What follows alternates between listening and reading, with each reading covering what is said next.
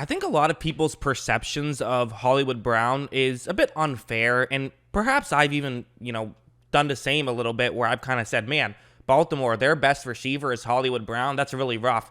But, that's not necessarily to say that he's a bad receiver by any means. He does a lot really well. He's just probably not a number one receiver. He's a totally fine player, and at times, a really valuable player to have on the roster. Like, for example, this play, what's going to end up happening on this one, and I think this is a lot of why the Baltimore Ravens went out and drafted Brown, maybe a little bit more on that later, but what's going to happen is that, so he's the number 2 receiver, meaning he's the second closest to the sideline to Lamar's left. This is going to be zone coverage, and he's running a deep route. It's kind of a zone buster right here, and, one of the big things about him was how fast he is, and that really absolutely does show up on tape at times, and, with Lamar Jackson, who has a huge arm, that can play very nicely with each other. Like, watch, right when this play starts, you're going to see Lamar fakes a handoff.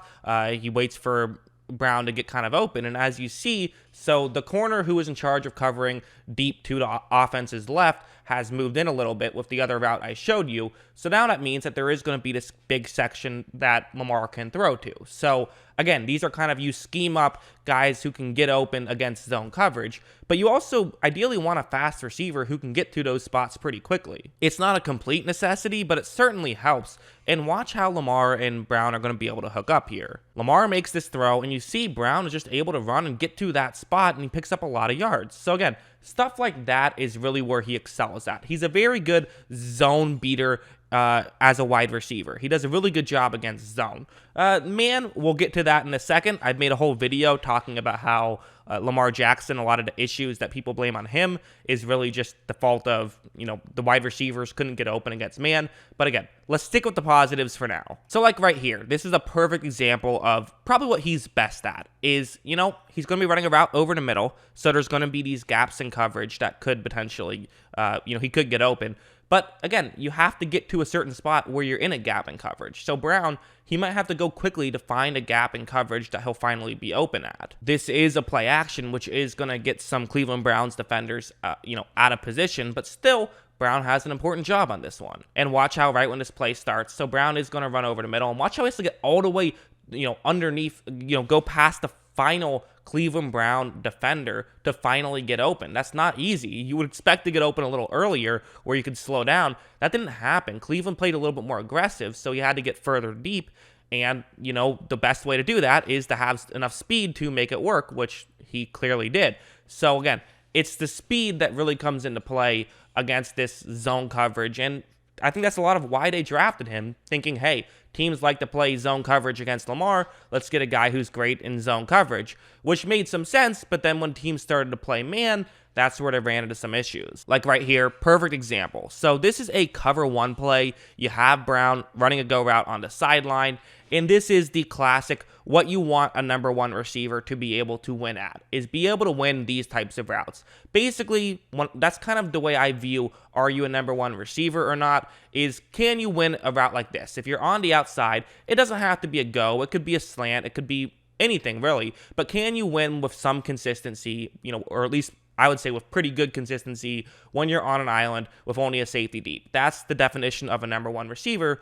Brown does not meet that criteria. He just doesn't. Watch how on display, you're trying to use speed, which is his best asset, but he just at no point is even close to being open, and that ends up being intercepted. So again, it was a good play. J.C. Jackson, very good corner for New England. I get it, but that's kind of my point. You put him up against a good corner, he's just not going to be able to win on the outside. You put him up against an okay corner, he struggles to win on the outside. So that's his biggest flaw as a player, and that's why I do feel like he is a number 2 receiver. He's not a number 1 receiver. We can also throw in something like this, where maybe it's not even fair to bring this up, because it's not like this is the biggest issue in the world, but he's had some drops over his career, I would say. I think that's fair to say, and this is a good example. Again, it's the kind of route that he's good at, the kind of route that he can get open at. Like as you see, once this play starts, he does do a good job of knowing when to slow down, knowing where to go to get open, and he just drops the football. Honestly, a lot of Baltimore players had drop issues last year, which was unfortunate for Lamar Jackson. Brown certainly was a factor in that as well. Maybe it's not the biggest issue in the world, but again, a drop can be backbreaking. However, I would say the much bigger issue would be something like this. So it's going to be zone coverage. It's a cover 3 zone. And you see Brown, he's in motion. So he's going to be running a deep route, but he's in motion already, which is actually could help him. You know, it's obviously a very speedy guy, so give him a bit of a running start. Sure, makes sense. And right when this play starts, you notice how well this is working out. You know, part of this is they're playing Jacksonville, who had their struggles in coverage. But, you know, the safety currently has his hips turned towards Lamar's right, and since Brown is to Lamar's left, that's an advantage. You also see that Brown is currently, you know, there's not enough space right here. For a corner trying to cover Brown, you'd want to be a little bit further back just because Brown is very quick. So this is a good situation.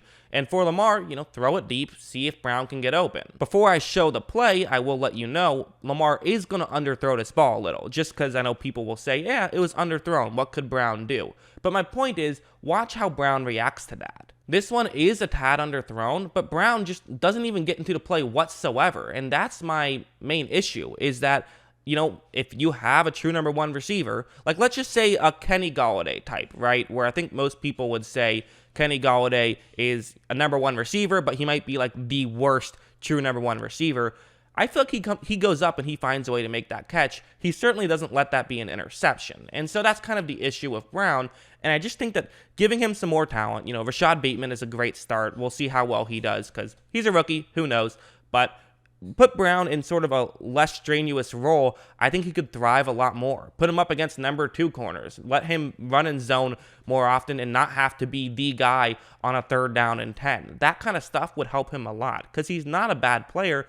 He's just not a number 1 receiver, which is fine. I think that's fair. And again, plenty of teams have had success without that true number 1 receiver as well. You know, we saw Carolina, where maybe you would say Carolina had a true number 1 receiver in like DJ Moore. I would say that they didn't. They had a bunch of really good number 2 guys, and that can be effective as well. So maybe you feel Bateman is going to be that true number 1 receiver. Maybe you're not so sure, but now you at least have 2 quality 2 guys, which again, that can help Hollywood Brown, and then Hollywood Brown, he still helps the team. Like, again, this whole thing about, well, he's your number 1 receiver, isn't that saying something? It's like, well, it's a lot better than if he wasn't their number 1 receiver. They'd look a lot worse if it wasn't for the case. So, you know, put him in a number 2, even a number 3 role, but I think he's a fine number 2. That just makes things a lot easier. Let him be in the slot more because he's kind of forced to play on the outside where he's not his best. And, you know, maybe you can work on some footwork to get his speed to allow him to beat some of these other guys, but I don't know. I just think that he just isn't as good at that kind of stuff, which, again, it's not ideal, but it's fine because he does a lot of other really good stuff, in my opinion. So yeah, that's what I think. He's an interesting player. He absolutely is. And again, I would say he's lived up to the draft pick. I mean, Bateman was selected in the same area. If they both become number 2 receivers, I would say those are 2 good draft picks. It's just not what you're hoped for. You know, part of it is he was the first receiver taken, which was unfair because, you know, not his fault. It was a weak receiver class, at least at the top end that year. So I don't know. And of course, people will say, oh, well, there's better guys you could have gotten in the 2nd round. Well, sure, but you can do that with every year, basically. Receiver is hard to draft. That's what I think. Anyways, I'm rambling on. I need to end this video. I hope you guys enjoyed it. And of course, as always, thanks for watching.